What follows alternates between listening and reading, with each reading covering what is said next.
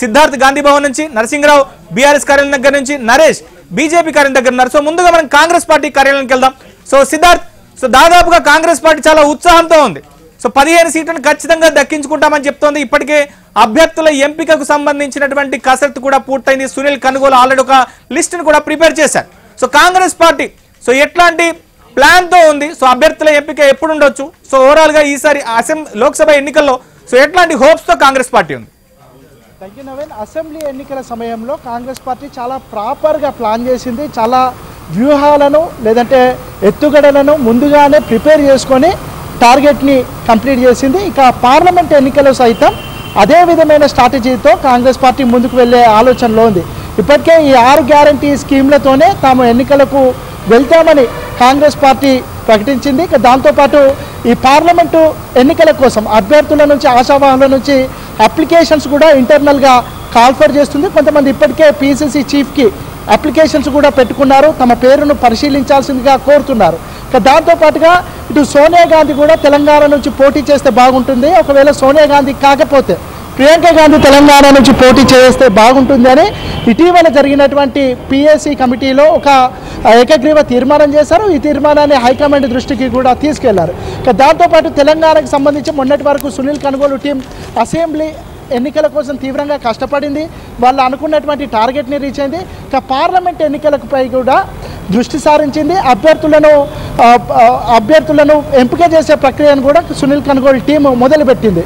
15 నుంచి 16 సీట్లు ఖచ్చితంగా గెలుస్తామని కాంగ్రెస్ పార్టీ ఇప్పటికే ఒక ధీమాన్ని వ్యక్తం చేస్తుంది. ఒక విషయం చెప్పండి, సో కాంగ్రెస్ పార్టీ తరఫున గెలిచినటువంటి 3 ఎంపీలు ప్రస్తుతం మంత్రులుగా ఉన్నారు. సో ముఖ్యమంత్రిగా రేవంత్ రెడ్డి మల్కాజ్గిరి నుంచి గడిచిన లోక్సభ నుంచి పోటీ చేసి గెలుపొందారు. సో ప్రస్తుతం ముఖ్యమంత్రిగా ఉన్నారు.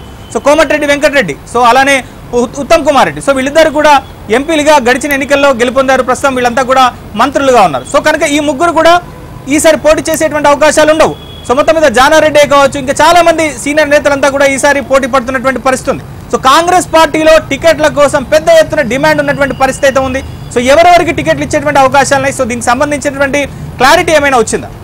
రైట్, అధికారంలో ఉన్నటువంటి పార్టీ కాబట్టి ఎక్కువగా ఆశావాహులు పోటీ కోసం సిద్ధపడుతున్నారు. దాంతోపాటు మొన్న టికెట్ ఆశించి భంగపడ్డటువంటి నేతలు కూడా గాంధీ భవన్ చుట్టూ అటు ఢిల్లీ చుట్టూ తిరుగుకుంటూ ప్రయత్నాలు చేస్తున్నారు. కానీ కాంగ్రెస్ పార్టీ మొన్న అసెంబ్లీ ఎన్నికల్లో కానీ పార్లమెంట్ ఎన్నికల్లో కానీ గెలిచే వారికి మాత్రమే టికెట్ ఇవ్వాలని సుచాయిగా అనుకుంది. దానికోసం కొన్ని పేర్లను కూడా కాంగ్రెస్ పార్టీ అనుకుంటుంది. ఫర్ ఎగ్జాంపుల్ కరీంనగర్ పార్లమెంటు నుంచి బల్మూరు వెంకటు లేదంటే జీవన్ రెడ్డి ఇద్దరిలో ఎవరికో ఒకరికి టికెట్ ఇచ్చే అవకాశం ఉంది. అదేవిధంగా పెద్దపల్లి గడ్డం వంశీ, గడ్డం వివేక్ వాళ్ళ కొడుకు, ఆయనకు టికెట్ వచ్చే అవకాశం ఉంది. లేదంటే మాజీ మంత్రి చంద్రశేఖర్ కూడా అక్కడి నుంచి పోటీ చేయాలని అనుకుంటున్నాడు. ఇక ఆదిలాబాద్ పార్లమెంటు నరేష్ జాదవ్ లేదంటే సేవాలాల్ రాథోడ్ వీళ్ళిద్దరు ఉన్నారు.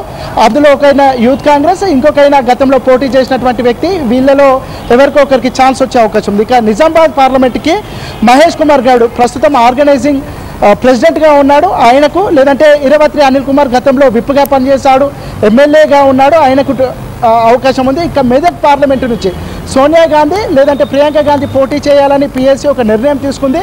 వాళ్ళు ఒప్పుకుంటే వాళ్ళు అక్కడి నుంచి పోటీ చేస్తారు. లేదంటే జగ్గారెడ్డి వాళ్ళ సతీమణి నిర్మలా జగ్గారెడ్డి అక్కడ ఆశావాహులుగా ఉన్నారు.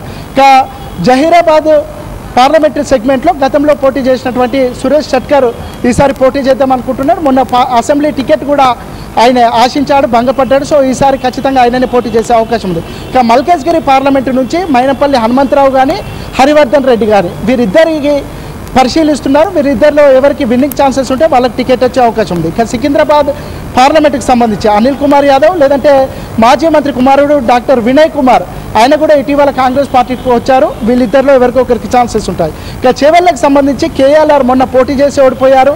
దాంతోపాటు చిగురింత పారిజాత మొన్న టికెట్ ఆశించి చివరి వరకు టికెట్ వస్తుందని భావించి భంగపడ్డారు.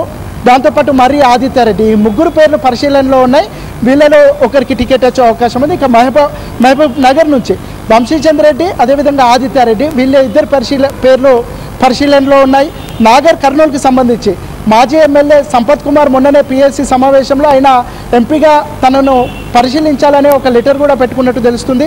సంపత్ లేదంటే మల్లురవి పేర్లు పరిశీలనలోనే, అదేవిధంగా చారకొండ వెంకటేష్ పేరు కూడా పరిశీలనలో ఉంది. నల్గొండకి సంబంధించి జానారెడ్డి లేదంటే పటేల్ రమేష్ రెడ్డి, భువనగిరికి సంబంధించి చామల కిరణ్ కుమార్ రెడ్డి పేరు బలంగా వినిపిస్తుంది. ఇటు వరంగల్ నుంచి అద్దంకి దయాకర్, సిరిసిల్ల రాజయ్య, సర్వే సత్యనారాయణ ఈ 3 పేర్లు. మహబూబాబాద్కి సంబంధించి బలరాం నాయక్, బెల్లయ్య నాయక్, నెహ్రూ నాయక్, భట్టు రమేష్ ఈ 4 పేర్లు బలంగా వినిపిస్తున్నాయి. ఖమ్మంకు సంబంధించి విహెచ్ పోటీ చేసే ఆలోచనలో ఉన్నాడు. ఎందుకంటే మొన్న జరిగినటువంటి అసెంబ్లీ ఎన్నికల సమయంలో ఖమ్మంలో విస్తృతంగా ప్రచారం చేశాడు. తాను ప్రచారం చేసినటువంటి ప్రతి సీటు ఖమ్మంలో గెలిచింది అనే ఒక కాన్ఫిడెన్స్ కూడా ఎక్స్ప్రెస్ చేశారు. దాంతోపాటు రాజేంద్ర ప్రసాద్ పేరు కూడా పరిశీలనలో ఉంది. ఇక హైదరాబాద్కు సంబంధించి హజారుద్దీన్, ఫిరోజ్ ఖాన్ వీళ్ళ పేర్లు పరిశీలనలో ఉన్నాయి. గెలిచే వాళ్ళకి మాత్రమే టికెట్ ఇద్దామని కాంగ్రెస్ పార్టీ భావిస్తుంది.